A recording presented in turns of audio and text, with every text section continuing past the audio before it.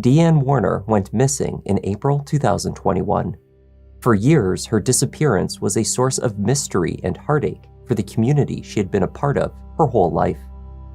Dee's last sighting had been at her home, at the farmhouse where she and her family lived and worked. It was there that search efforts focused. Just as authorities began to accept that they may have to pursue justice without all of the answers, they made a shocking discovery.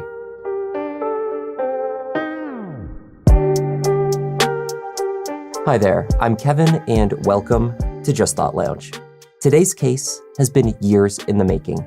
It's a fascinating one that begins with nothing but suspicion and clever deduction, then builds piece after piece before finally reaching an undeniable conclusion. Let's take a look.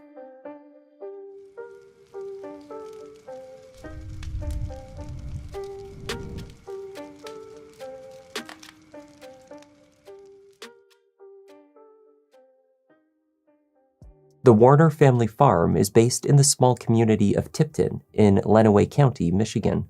In early 2021, the operation off of Munger Road was a large one.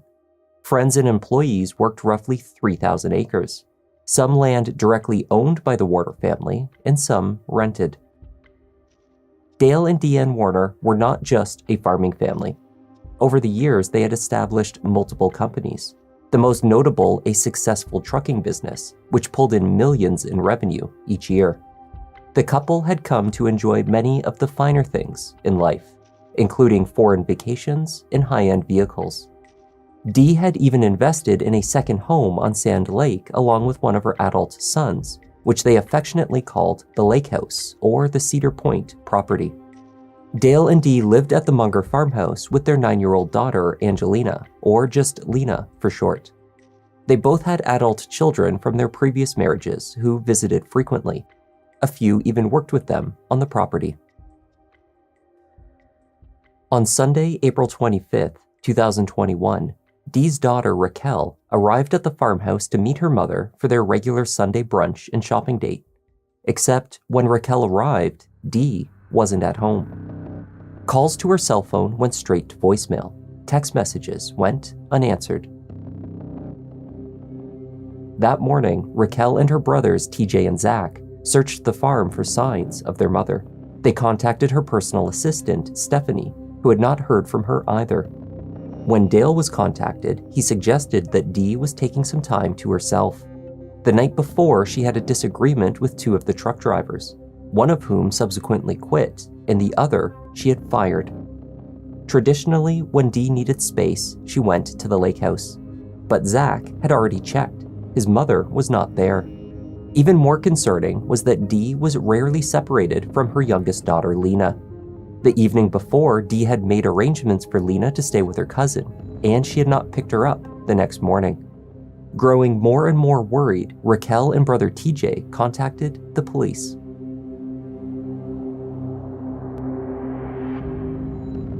It was a Lenawee County Sheriff's deputy who arrived at the property to speak with Dale.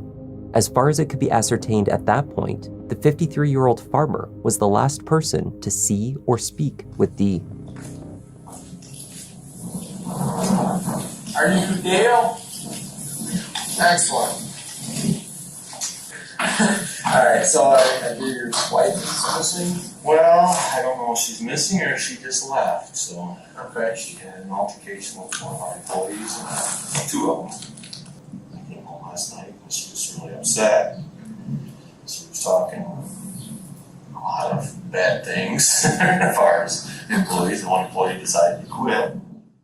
Dale further explained how he came to discover that many of Dee's personal items were missing.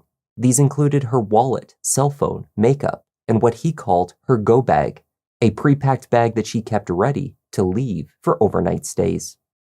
Her daughter Stephanie called me and said Raquel called her, she can't find her mom. And I said, well, she's at the house, she's in there laying on the couch. Excuse me, so she couldn't find her, and then I called Raquel, and I says, your mom's not there? She was just there, when I was there an hour or two ago. She said, no, she's not here. And I says, well, I'll be done spraying here shortly, and I'll be back. So about, half an hour, 45 minutes later, I got back here, and I went in the house, and she was gone. And I walked around in the house, went in the bathroom. Well, her hair curler's gone, her hair dryer's gone, her makeup bag's gone, and she has a go bag packed all the time. I mean, this isn't the first time she's left. Usually she takes off and goes to her son's house and stays for a day or so in her bag. Pentecost. Yeah, you talk to Zach. Yeah. Usually she gets all pissed off and takes off and goes over there for a day. This time the difference is she didn't answer anymore. Right. It was unclear how Dee may have left the property. The Cadillac, which she usually drove, was still in the garage. The second vehicle, a Hummer, was parked at the office building, a short distance from the house. In the office, resting on the top of his desk, Dale came across one item that Dee had left behind, her $50,000 wedding ring.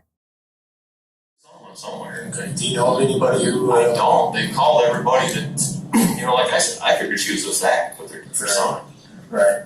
I mean, I don't know what else to do other than wait a day or so and see what she shows up. Yeah, I mean, if you say I don't want to get everybody all fired up. The kids are all fired up and call police. This isn't the first time she's done this, guys. Right. But the only thing that's really strange, too, is this time she put her wedding ring in my desk.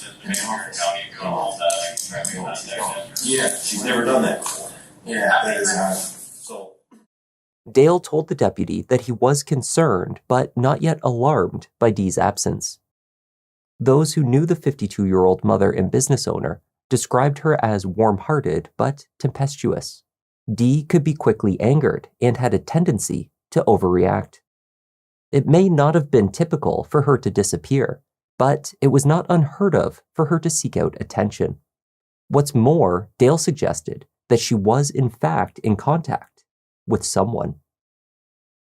Keeps your phone on her hip, or is she pretty never without it. Never without it? But I told the other kids she's got a second phone, but she doesn't let anybody know she's got another phone. Do you have a phone number? No, it's a secret phone that she doesn't know that I know she has it. But why would she have it? I have no idea. I haven't confronted her about it because I didn't want the confrontation. But I know she has another phone. The way she left, she doesn't want anybody to know where she's at. So I mean, yeah, obviously she knows what she's doing because we can't find her. Right. No, I get that. Yeah, absolutely get that. All right, I will. I'll clear out here, and if she does show up, please give us a call. Okay, you got a card? Yes, I'll give you that. While her husband speculated that her absence was due to nothing more than another attention-seeking emotional outburst, Dee's children felt differently. Days passed and there was no sign of her whereabouts. Her bank accounts were inactive, her social media silent. Dee's passport was found to be missing along with her driver's license. There was no activity on her missing cell phone.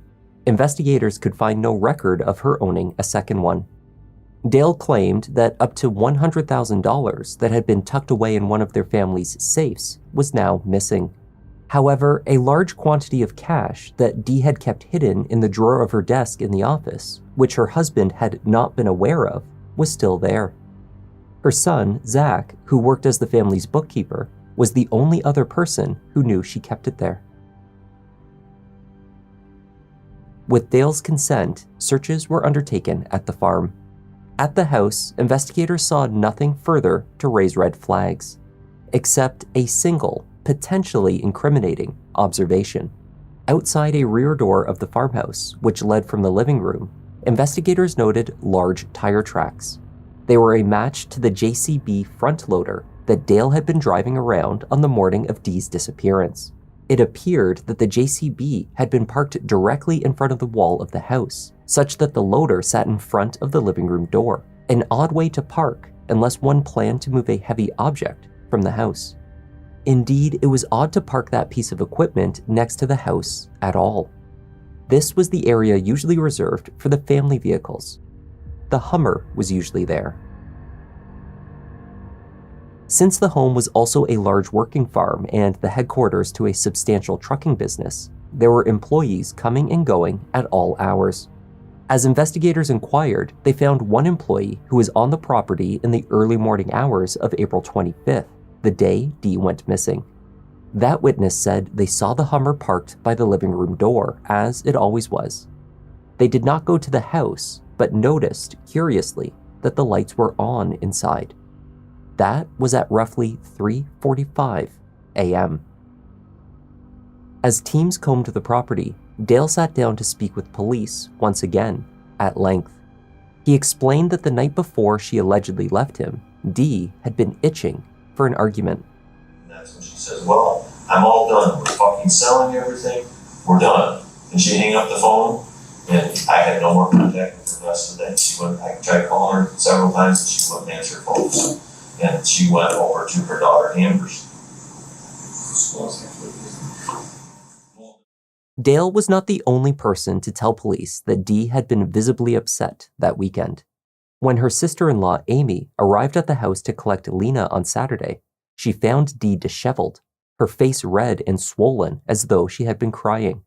She was planning to have a serious talk with her husband that night, and that was why she wanted her young daughter out of the house. Dale conceded that they did indeed argue that night. In his view, this was why his wife chose to leave. I was trying not to get to where we're both screaming at each other. There's nothing really to tell when we're screaming at each other. And she was very bad because she was, after hindsight, I look back, I think she was trying to get mad so she could have a fight so that she could have a reason to leave that night. Dale recounted again how he discovered the wedding ring on his desk that morning. Then he speculated that Dee had awoken that morning, grabbed her bags and other personal items, driven over to the office in the Hummer, and left her ring. There was a tracker on the vehicle, however, one that had been installed ostensibly to track diagnostics, but that could also be used to trace the vehicle's location on GPS through an app, which was linked to Dale's phone. I think she was paranoid and thought there was still a tracker in it. Yeah, I think she knew that this one could be tracked. She went out this one, and then she pulled out, went down there, put the ring in my desk, went back out, and said, oh, fuck, you can probably track this too, because he knows everywhere I go. So in theory, I'm talking off the cuff. I'm guessing. I mean, I don't know any of this now. So in theory, she When Dale found his ring, he was with Zach in the office accessing the farm's security cameras to check for any sign of Dee. These cameras were arranged around the property, mostly to capture employees' movements. The cameras did not show Dee leaving, nor did they show her at the office.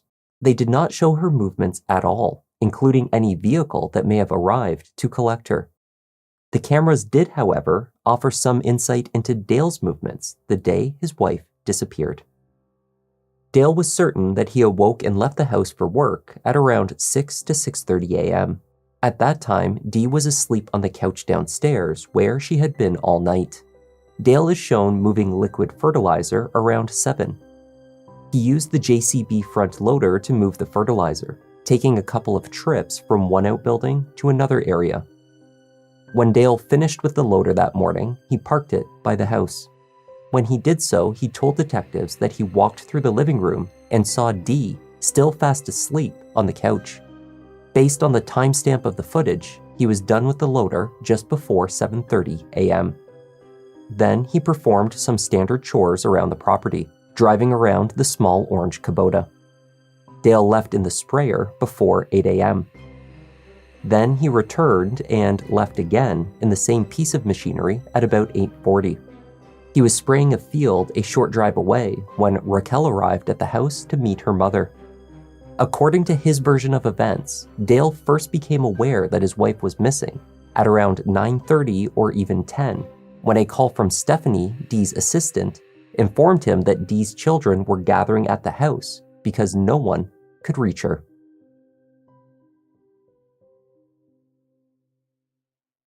At this stage, there was no concrete evidence linking Dee's disappearance to her husband, but they were working on it. The Lenawee County Sheriff's Office called in the Michigan State Police, who took the lead in the investigation. While Dale maintained that Dee had up and left, her family insisted that there was simply no way that she would choose to do so. The two sides of this blended family, both with long roots in the farming community, had always been at odds with each other. But now that rift had widened into a gulf. Dale took over operation of the businesses, including the profitable trucking company that had been solely in Dee's name. He instructed Zach to stop issuing a paycheck to his mother. In his efforts to move on, Dale was supported by his adult children. In particular, his then 24-year-old son, Jaron, to whom he gave power of attorney and temporary custody of Lena should the need arise. That would be required, of course, should he be arrested for his wife's murder. Obviously, as time goes on, we are more and more concerned about her safety as obviously Mother's Day passed and she was not around and didn't make contact with anybody. Well, I think they're lying, 100%. I think that's their only possibility of a narrative that they think they can try to turn the public on, to think that the story of theirs about her vanishing was anywhere even possibly something that logical people could believe.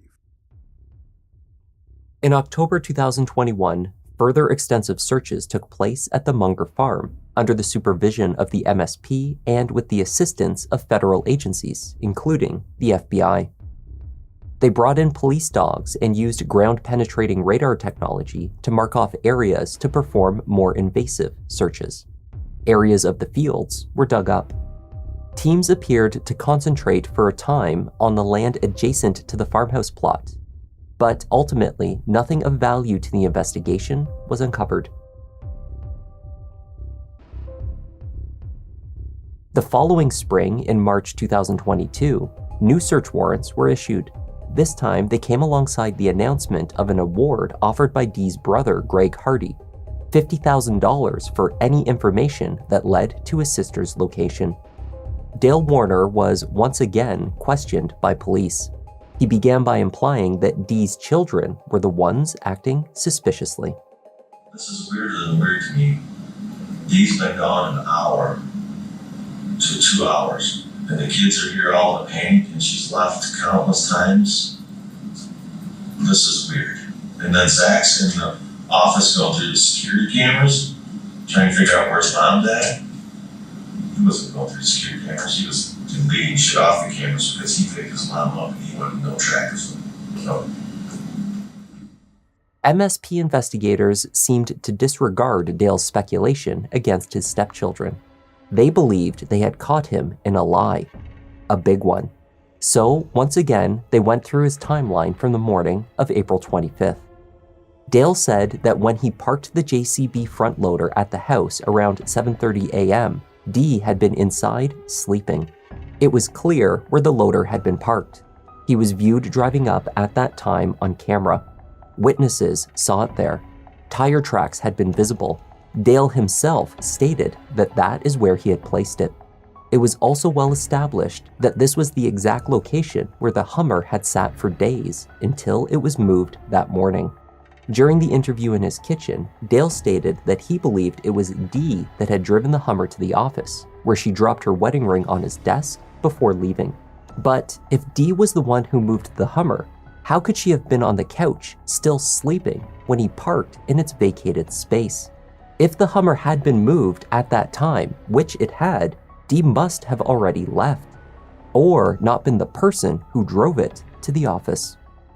And what did you see in the house when you could run back in there? Didn't see anything in the house. He was still sleeping. Okay, she's still asleep. And at this point, this seems like a silly question. Was anyone else on the property or in the house? Not that I'm aware of. Okay. And she's still got about 6:30. That was my next question. How long had it been? Okay. So that morning, maybe close 6:37. I mean. Okay. Get that. Yeah.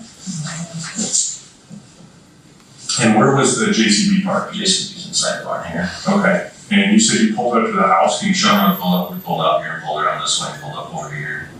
Want to grab what I need in the house, come back out, went back down through and out here, get stuff out of the barn, moved over here. Okay. Can I write some notes on here with you? Is that okay? Yes, I'm Dale was presented with an aerial image of the property.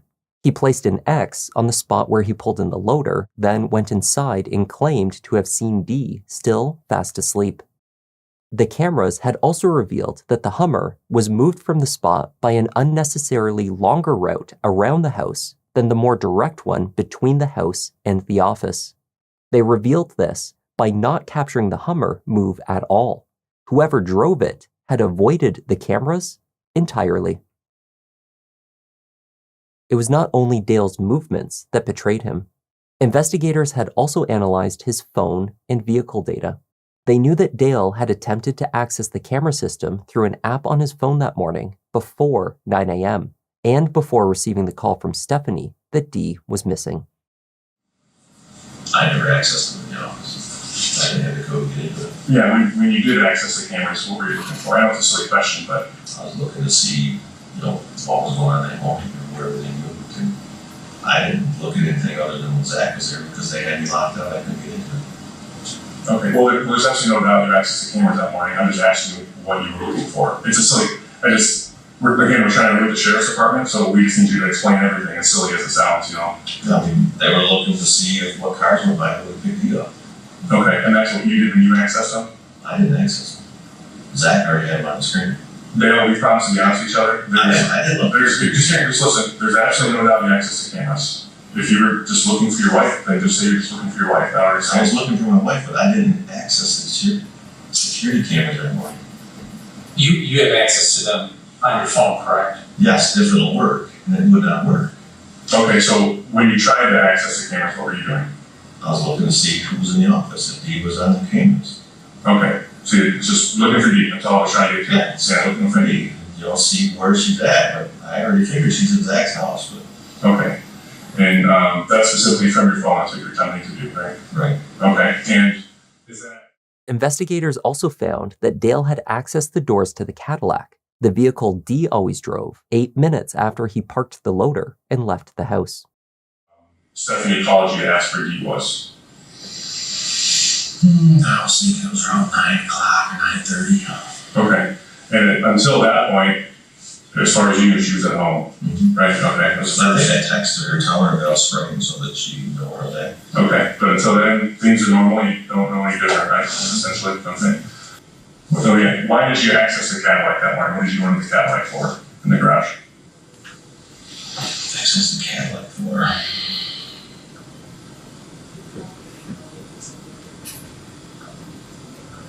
I don't remember getting in the Cadillac that morning.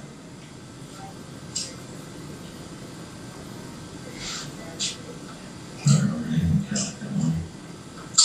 You accessed the Cadillac. You have any idea why you would have done that? No. I didn't get in the Cadillac that morning. What would I get in it for? I'm not saying you drove it. I'm just saying you accessed it for some reason. You don't recall why. I don't access it, mean I got in it, you mean? I look at it on my app on my phone. I'm not certain what you did physically with the vehicle, but you had access to the car. No, because I probably looked on my phone to see where it was at. Okay. That would be accessing it. Okay. I'm not familiar with what you can do with that. So OnStar, I see OnStar button on my phone that tells me where it's at. Okay. Tell us about that. Yeah, tell us about that. I'm not familiar with that. Just the OnStar. I mean, you got the OnStar app on your phone. You can start your car. You can lock it. You can do it with your phone. Oh, okay. Okay. So you would have accessed that app, and it tells you where the car is, and that's why you would have done it to see where she was. Yeah. See if the car's almost full. She's gonna be home. Okay. And what about when you tried to locate her iPhone? For what purpose was that? Let's see where she's at. Same thing. I think everybody was trying to find her iPhone. Okay. Okay. And it had been described to us that when things weren't comfortable with you, she didn't like you knowing where she was. Did she know you had access to those things at the time? Dale may not have recalled if or why he had accessed Dee's car that morning, but the implication drawn by investigators was clear. Dee was known to always keep her purse with her keys, wallet, ID, and other personal items on the passenger side of the Cadillac. Many of the items that were now missing. And it was not her phone that unlocked the car that morning. By the autumn of 2023, the Michigan State Police believed that Dee Warner was deceased, but they had made no arrests. Would it help to have answers? Absolutely. Even if they're bad? Even if they're bad. At this point, we've gone a year not knowing. Not knowing is so much worse than knowing. Do you think there's any chance she's still alive? No. I don't. It will be hard, but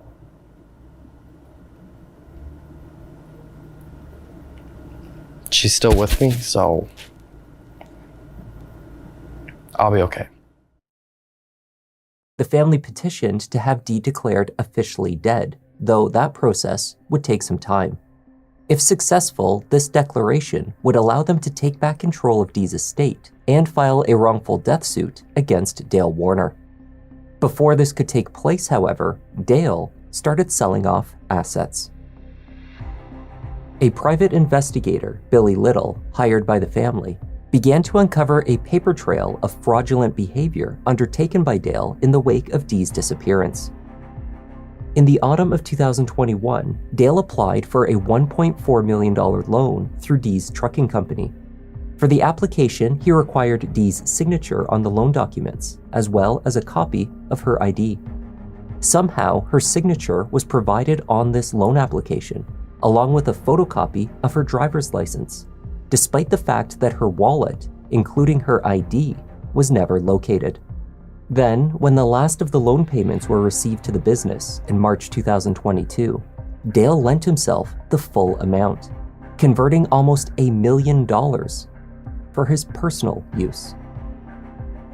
In September 2023, Dale Warner was found guilty of contempt of court for ignoring a previous ruling freezing Dee's estate. Judge Sala found Dale Warner in contempt of court, stating he intentionally and deliberately sold his wife's assets after being instructed by the court not to.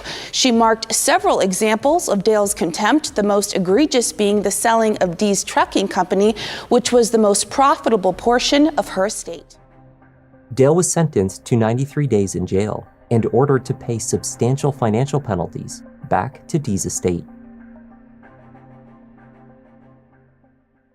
It would take another year before Michigan State Police would issue an arrest warrant for murder. Without ever locating Dee's body, state prosecutors nonetheless believed they had enough to prove Dale Warner's guilt beyond a reasonable doubt. In response, Dale's lawyers continued to argue that Dee had simply run off to start a new life. Easy ways to get identification from the internet, from resources overseas. You can get identification. You can even get a different identity. It's possible today, I guess, to even get a new social security number. The next step to get Dale to trial was proving that there was probable cause for the indictment. In Michigan, this meant holding an extensive hearing in front of a judge. Dale's team argued that there was zero physical evidence that Dale had committed murder. Indeed, because there was no body, there was no physical evidence that Dee was even dead. There is no body. There are no body parts. There's no decomposition, massive pool of blood. Whether Ms. Warner is dead is something that the government needs to prove, not just submit a death certificate and checkmark that box off. But the circumstantial case was overwhelming. In addition to what Billy Little had uncovered of Dale's alleged financial motive, there was also an abundance of evidence suggesting a history of abuse in the relationship. Family, friends, and employees of the couple testified that the marriage was toxic. Dale and Dee argued loudly and frequently. Raquel told the court that her mother expressed fear of her husband. There was a lot of yelling. There was a lot of cussing, slamming things maybe. Irritation. Was your mom happy in the marriage? No. One of the last things that my mom said to me was, I watch Dateline like every night and he could do something like that to me. And what did she mean? What did you take that to mean? He could do something like that to me. Objection, speculation. If you know. Make her disappear. While at the house searching for her mother, Raquel recalled Dale making statements about how Dee had ruined his life. Something about how my mom has ruined his life. She's always trying to ruin his life. He said everything I've worked for is gone. And did you know what that meant at that time? No. Sister-in-law Amy, who collected Lena from the house on the last day Dee was seen alive, testified that she planned to ask Dale for a divorce that evening. A few hours later, Amy texted Dee to see how the conversation was going. The text she received back was unusual. It was just a single K. Some of Dee's cell phone data was retrieved despite the missing device. This showed that after sending that message to Amy, the cell phone was powered off and never turned back on. The most likely explanation was that the killer, not Dee, had sent that final message. She had been crying a lot. Okay. Was this a usual or unusual appearance from your perspective? Unusual. How did she say that she was feeling or doing at that moment in time? Did she tell you how her day was going? She did on text message. Oh, okay. What did she tell you? That she had been hyperventilating and vomiting all day.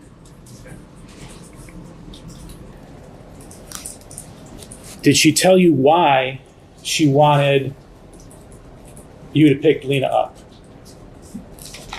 She said that her and Dale were going to have a talk. Did she say what her plan was in regards to this talk with Dale?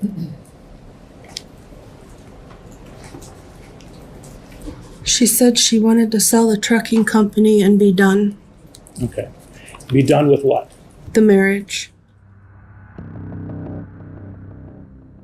Text messages from Dee painted a picture of Dale as a controlling and at times violent husband.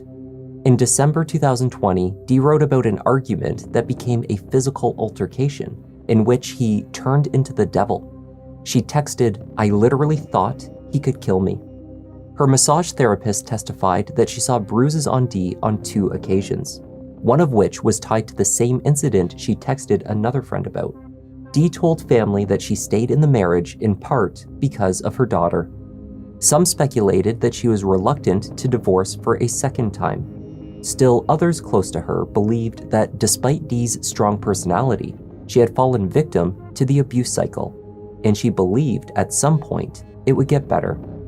But by all accounts, in April 2021, Dee was reaching the end of the line. Her messages showed her threatening to leave Dale if he did not cease his controlling behavior.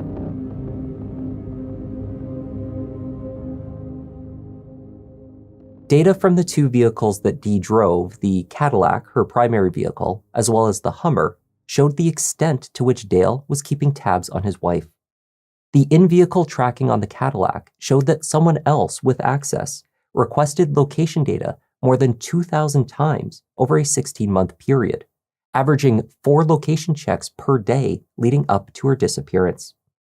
In addition, Dale had a GPS tracker secretly placed on Dee's secondary vehicle, the Hummer, because he was worried she was having an affair. That data was accessed 176 times before Dee found the device. It turns out Dee was, in fact, having an affair. This development did not come as a shock to family when it was discovered, given that her marriage had been on the rocks for years. The identity of her lover has not been disclosed, and police say that man has an airtight alibi for the time that she went missing. Whether his paranoia was justified, however, was irrelevant to the steps that Dale took to track and control his wife. He allegedly had secret cameras installed inside the house. He attempted to have an employee download all of the data off of her phone. He obsessively checked the location of her vehicles and her cell phone. Based on the testimony of the witnesses and the evidence admitted, the people have met their burden for purposes of preliminary examination that there is probable cause that Dee Warner died by homicide at the hands of the defendant, Dale Warner. The evidence presented also... As Dale awaited trial, searches for Dee's body continued. On August 16, 2024, 2 more search warrants were issued for the farm on Munger Road and the adjacent property. 2 days later, authorities confirmed they had located the remains of Dee Warner. She was found inside an anhydrous ammonia tank used for the family's chemical fertilizer business. Police seized the tank from a barn located on property owned by Dale. On it was a handwritten tag with an aluminum wire to notate that the tank was out of service due to a bad dip tube. It was then x-rayed, revealing remains inside. The tank had been spotted near to a trash pile next to a barn 2 days after Dee's disappearance. Witnesses reported seeing Dale mending and then painting it over this period of time. According to surveillance video and officers' observations, the tank was relocated after 2 days. On it, they found a non-manufactured weld, meaning it showed signs of being manually welded shut. These are the type of tanks they are. And as you'll notice, there's a seam right here, okay? And that appears to be where the seam was cut. And then this cap taken off. And then her body put in that way. There was no liquid found inside the tank with Dee. The medical examiner's office determined she died from strangulation. Greg Hardy and son Parker witnessed Dale working on a tank over a few days after Dee went missing. This was odd for a few reasons, they said. The first, because it was not logical to spend time repairing rusted-out tanks. Commonly, they would simply be replaced. Second, they did not believe that Dale had the welding skills required to properly repair it.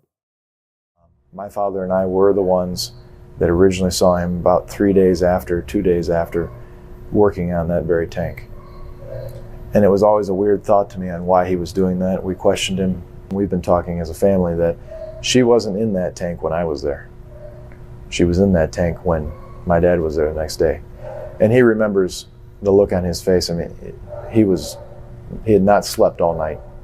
There's no doubt he had been up all night working, which it takes a lot of work to remove that cap, place her in there, get her from wherever he had her at, place her in there, weld the tank back up, and begin painting it. He wanted to get it painted far enough where you couldn't see the new welds. After you got past that, he was home free because people would just think, oh, he's just working on a tank. It's taking him a long time. He didn't want anybody to see that he'd been welding on it. There would never be a reason to weld on a tank. You get rid of it if there was something wrong.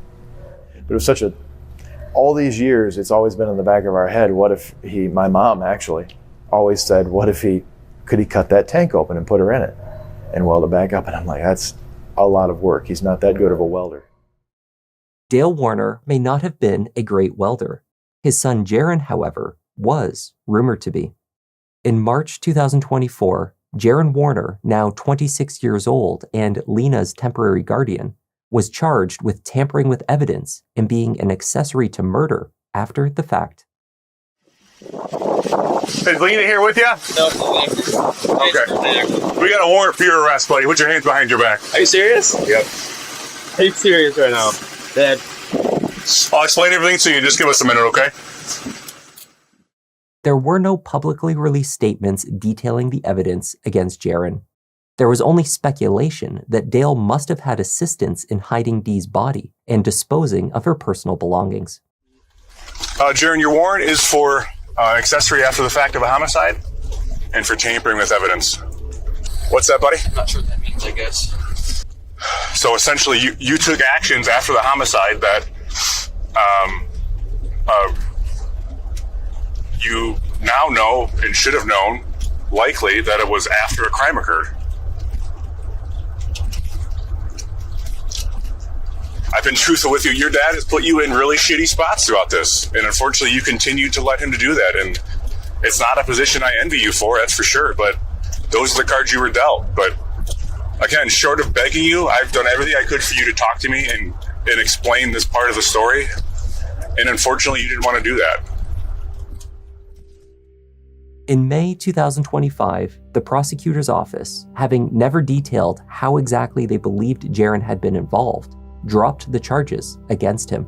They stated only that a witness could not be located, but should that individual be found, they could refile the charges. Before the discovery of Dee's remains, Dale Warner's trial for first-degree murder had been scheduled to commence in September 2025. However, court records now show that it has been pushed to a start date of January 27, 2026. Dee Warner's family have filed a wrongful death lawsuit in the amount of $100 million against Dale. It's unclear how much her estate is actually worth, certainly not that amount. Nor is it clear how much Dale has already siphoned off of it. Since her body has been found, the family has been offered some closure. They look forward to seeing Dale Warner receive the sentence that he deserves, and they want Dee to know that she is still very much loved. You know, this is totally premeditated, in my opinion. To kill your wife and tomb her in a steel tube to attempt to hide her forever from not only the public and her other, but maybe from some of his family members who may or may not have knowledge.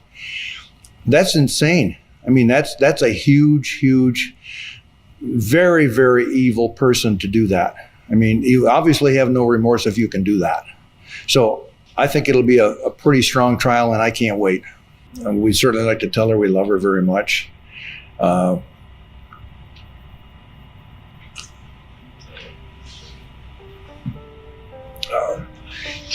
think that covers it when we say we love her very much. Thanks. And that was the tragic case of Dee Ann Warner. Thank you for joining me, and a special thanks this week to Nurse Severa and Heidi Betrock for joining our Members Lounge. I'm Kevin, this is Just Thought Lounge, and I'll see you in the next one.